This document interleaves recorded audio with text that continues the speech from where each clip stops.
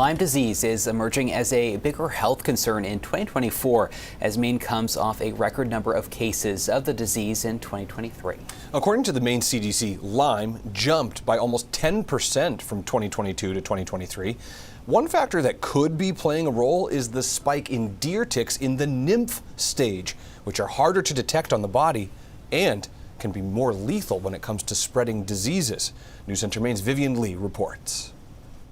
More than 2 years ago, Natasha Berry started having debilitating headaches and swelling in her knee, symptoms that left the mother of two unable to work as walking became too difficult. Were you just like laying down at home pretty much? Yep, with the blinds closed and getting up to use the bathroom, I had to have help doing that, and eventually was just on crutches. Her doctor recommended physical therapy, which did nothing. With her symptoms getting worse, she finally got answers at an orthopedic clinic. They drained my knee, tested that, and it came back as Lyme disease. Natasha never found a tick on her body and didn't have any of the telltale signs of Lyme, including a bullseye rash, which only show up in more than a third of patients.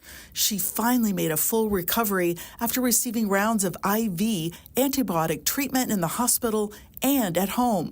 Lyme cases jumped from a little more than 2,600 cases in 2022 to 2,904 cases last year, according to the Maine Center for Disease Control and Prevention. Deer ticks in particular are expanding their range further and further north as well as further down east.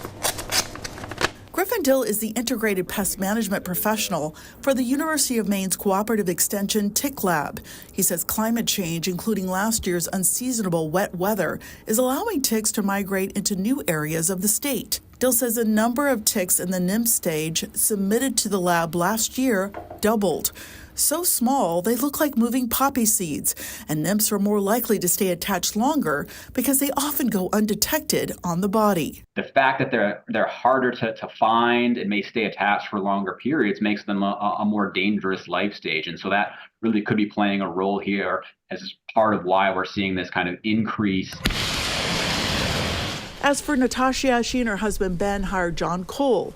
Cole, a Lyme disease survivor himself, is the owner of Northwoods Tick Control, and he treated her property for ticks. The family also takes other precautions to stay safe. Double checking your entire body when you come inside from being outdoors.